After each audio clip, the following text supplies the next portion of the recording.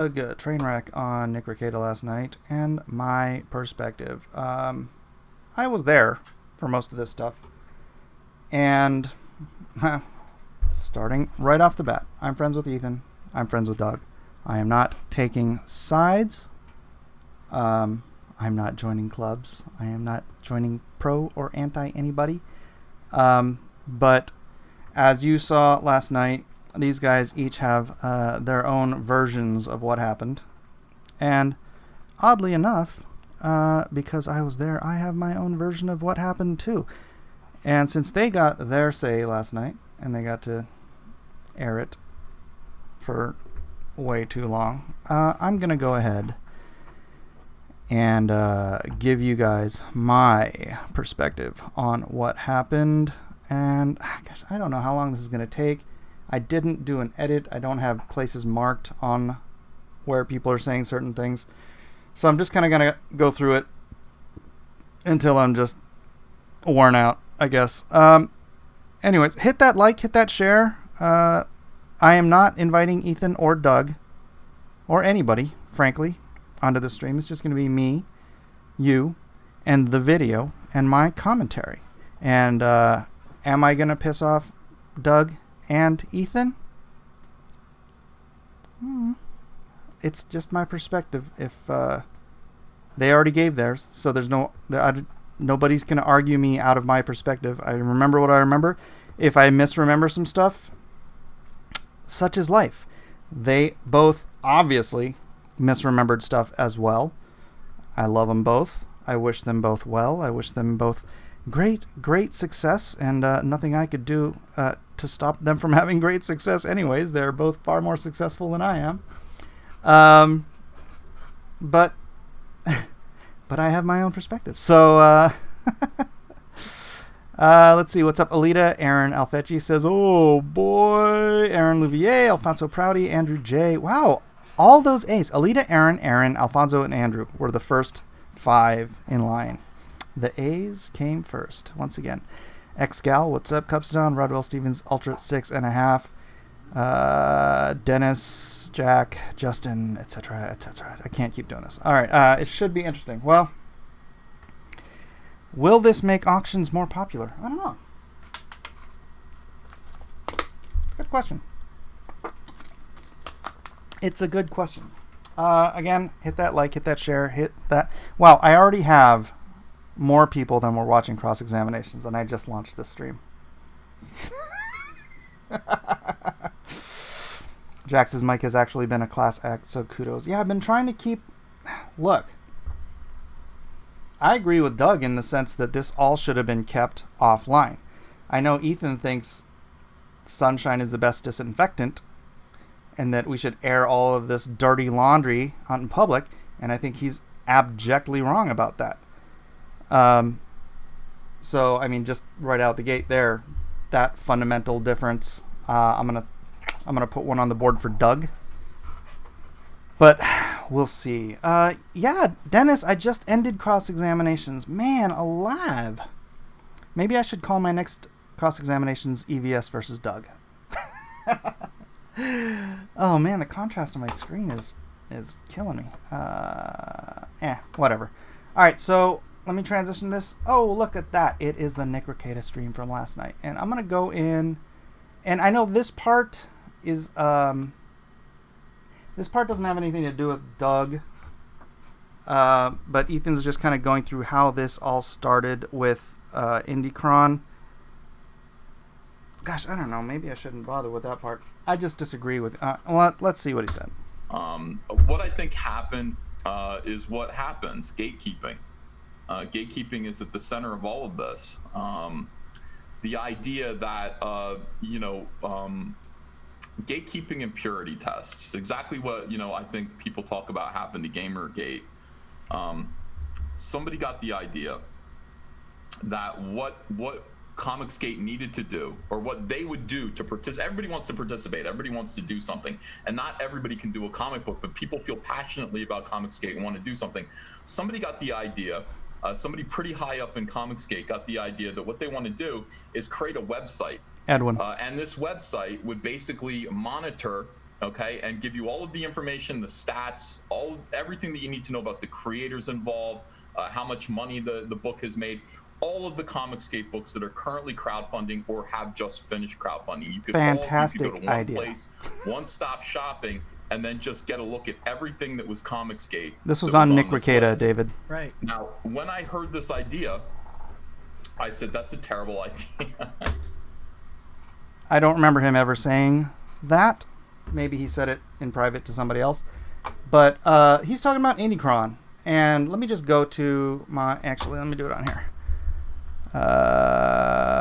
Lone Star. LoneStarComic.com. Let me get to my back room here. IndieCron, a place where people can go and not have to rely solely on trying to get on Nick's show or Ethan's show or Doug's show or anybody else's show, and still get the attention of people who want great independent comics, who are not afraid. I mean, back then, as he was going to explain, we're not afraid to align with Comicsgate. But now, I mean, IndieCron is so Comicsgate that you'd have to be an idiot to think it's not. So, no, is Mark Waid going to list his book on IndieCron? Come on. Perks, referrals. So, for my recent and ongoing campaign, LoneStarComic.com, if you want to check it out, please do. It's in the description. IndieCron is my second highest referrer, second only to me. I am my own top referrer at 1,021 contributions. IndieCron, oh my gosh, I should probably add that one in. Just the top IndieCron link has given me 242 contributions for a grand total of $11,502. Do you know how many contributions Ethan Van Sciver got me directly? Okay, granted, my platform is largely due in thanks to Ethan. So I'm not discounting that. But I'm saying as a point of direct referrals from person A to my latest campaign, Ethan is my third top referral at 82. So this campaign, IndieCron got me three times as many referrals as Ethan did. So to say this was a bad idea, and it's the same thing with my other campaigns, IndieCron is always in like my top 3 or 4 referrals. IndieCron is a fantastic resource for people who, can't get the attention of an Ethan, can't get the attention of a Doug, or the attention of a Rekieta. Heck, I can't even get on Rekieta, right? So saying it's a terrible idea is a terrible idea. IndieCron is a great idea, an invaluable resource for dozens of creators, someday probably hundreds of creators, and a crap ton of fans who enjoy using it. I'm going to just ignore your comments. Ethan, you got your say last night. This is my turn. That's an awful idea. Don't do that. And the reason why I said it was an awful idea is just because crowdfunding campaigns there shouldn't be a shopping mall. People don't nobody has it in their head that they're going to go on a shopping trip and just, hey, I've got a bunch of money I want to blow on supporting a lot of campaigns by independent comic book creators that I don't know of. Actually, again, I don't think that's true. I heard that all the time. I would get messages on Twitter, back when I was on Twitter, all the time from people saying, hey, what else can I find that is Comicsgate? What else can I find like this? People, I mean, Ethan, you brought a whole bunch of people into this space, into the comic space, that had never even bought comics before. right? And so you don't just say, well, go to Indiegogo, go to Kickstarter, right? I think IndieCron was a great aggregate and a wonderful idea, and I don't think poo-pooing it is justified. So, oh hey, I just crossed $166,000. Right on. I don't know personally that I'm not really invested in. Just give me a list. You know what? Hold on a second. I need a way to skip through this.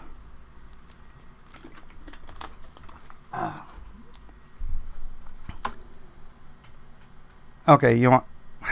This is gonna take like 10 hours to go through if I don't skip through it. But okay, Ethan wants to hear the rest of this. That way, but most people are not. You don't just go through a list of campaigns of people that you don't know, you're not associated with, you haven't been pitched to. Yes, they do. This book is $25. I'm gonna back this book. I'm gonna back this one, this one, and this one, and this one. Yeah, they did. That's just kind of not the way it works, and it's not the way it's most effective. Ultimately, what people need to... Okay, that's true. It may not be the most effective, but it is effective. It's very effective. Obviously, being on your show, being on Nick's show, oh my gosh, is the most effective. I don't know what the issue is.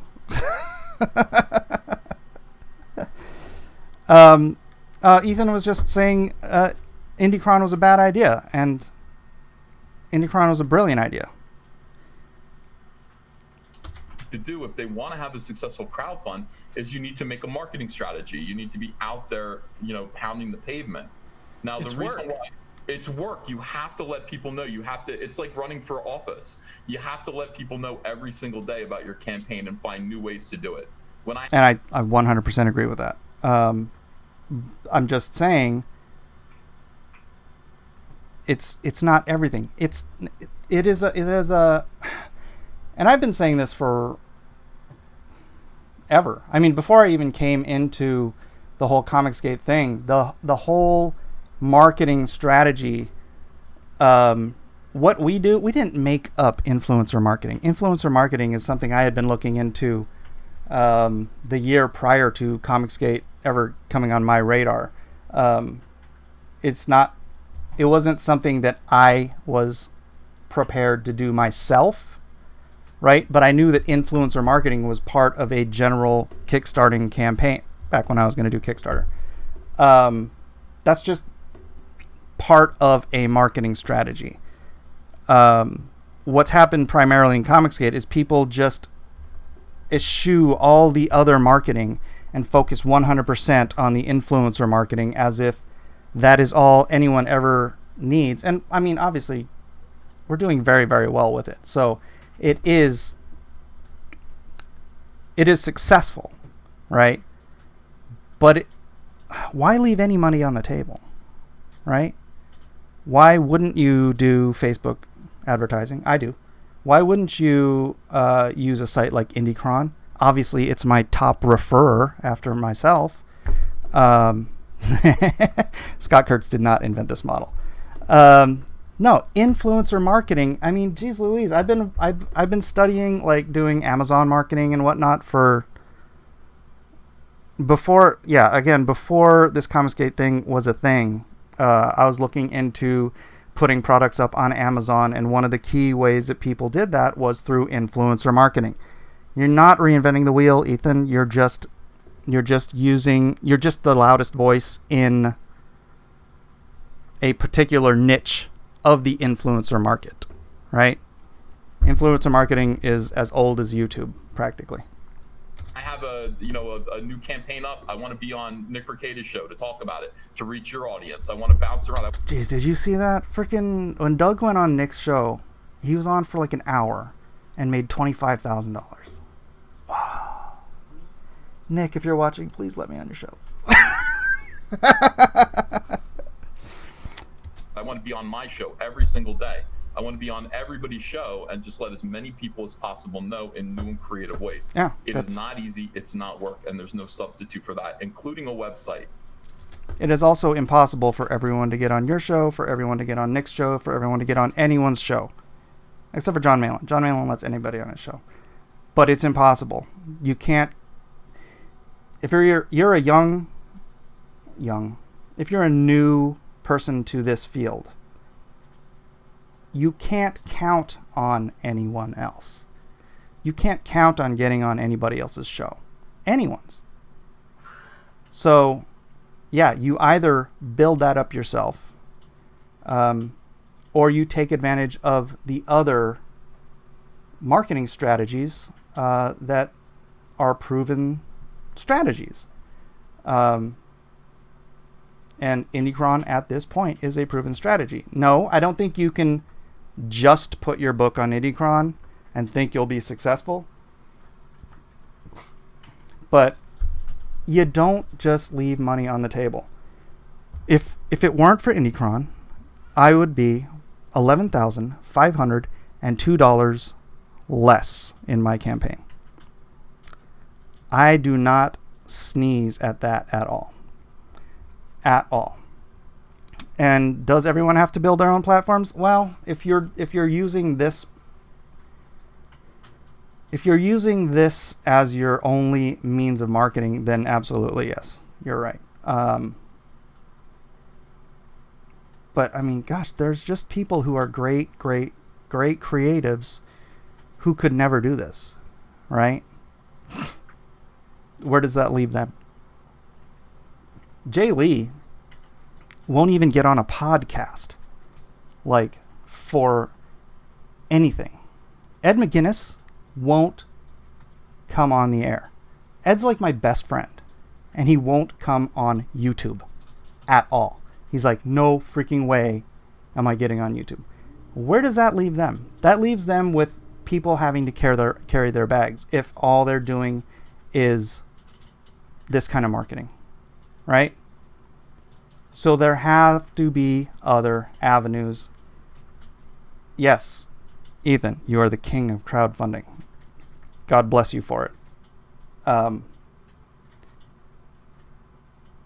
it doesn't work for everybody.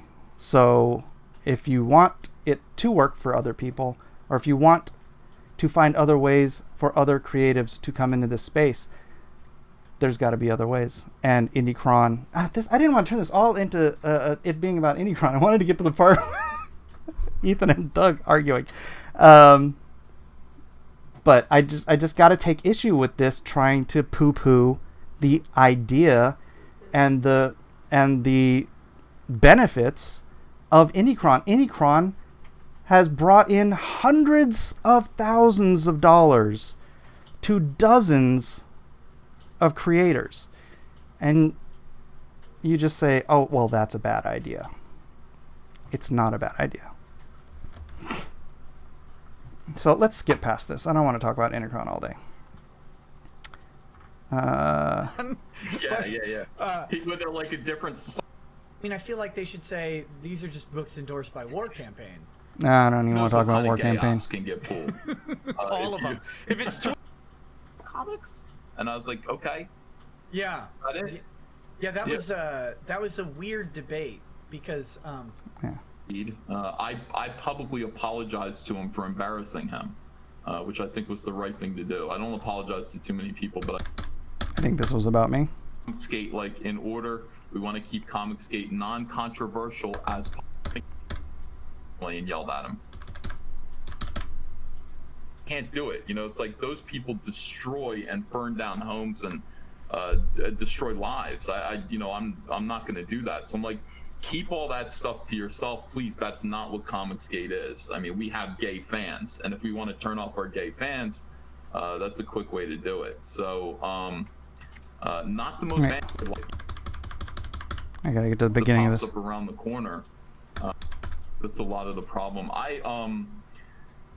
Get full of leaves or something instead of use closed captioning, please. I don't know how to do that, Kyle. Yeah, I was ready to debate, and nothing really came of that. But he's still obsessed.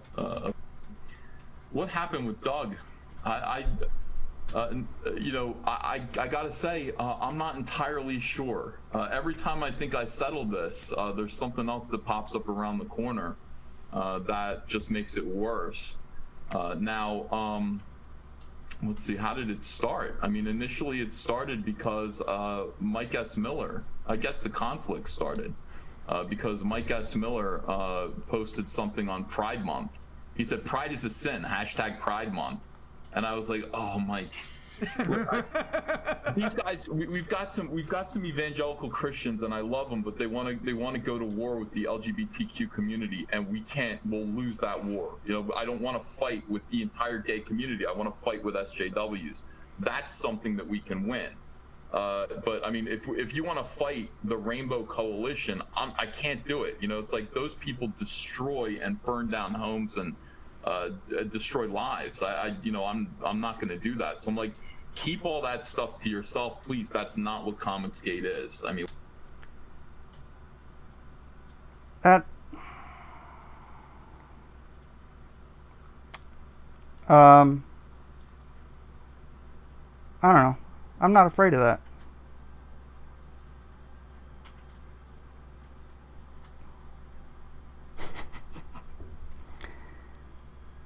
You know, I mean, they couldn't shut me up when they blackballed me in 2000.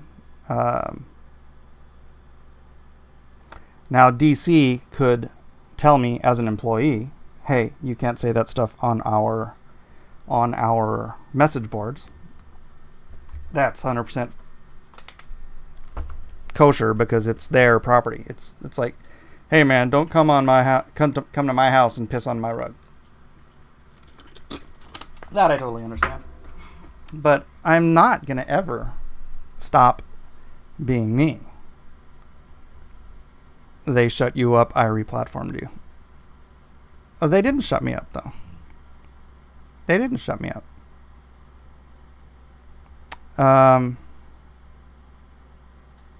But is that what it is? It's just you're just afraid to speak the truth because they're too powerful? Well, they could stop giving you work. That's right. And that's fine. That is fine. And that is what we all turned away from in the mainstream market, was this kind of persecution, right? If we can't say, I believe marriage is men and women, if we can't say we love Donald Trump, if we can't say build a wall and global warming is bullcrap, I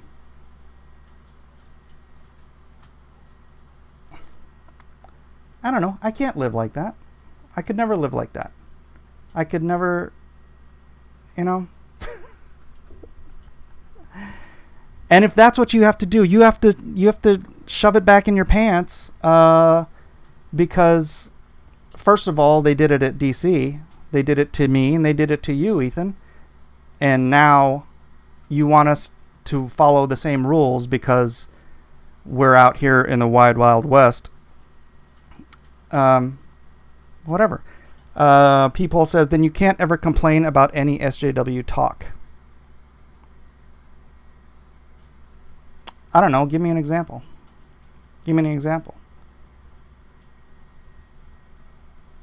And yeah, this is something that I remember talking about this with Ethan on the stream, where it was Ethan and Edwin and myself, and Ethan is just like, "Look, Mike, you just taught it. You have to just think about it and pray about it, and if you want to be that guy that is willing to go out there and say whatever he wants, then just don't do it as Comicsgate."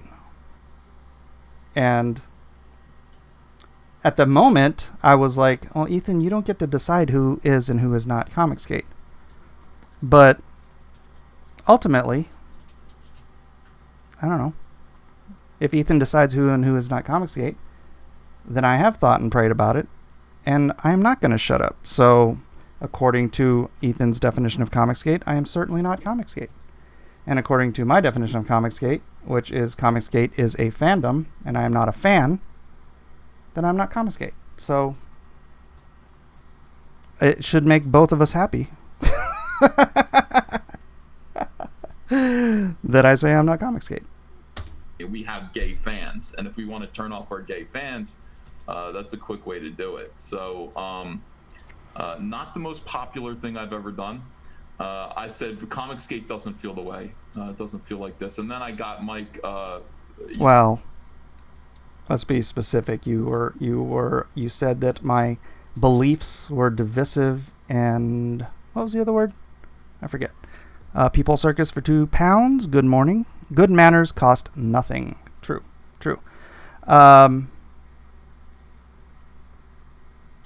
Yeah, and that is kind of that's kind of how I came away from that, was that my wife was like, well, why'd you say that? She certainly didn't yell at me.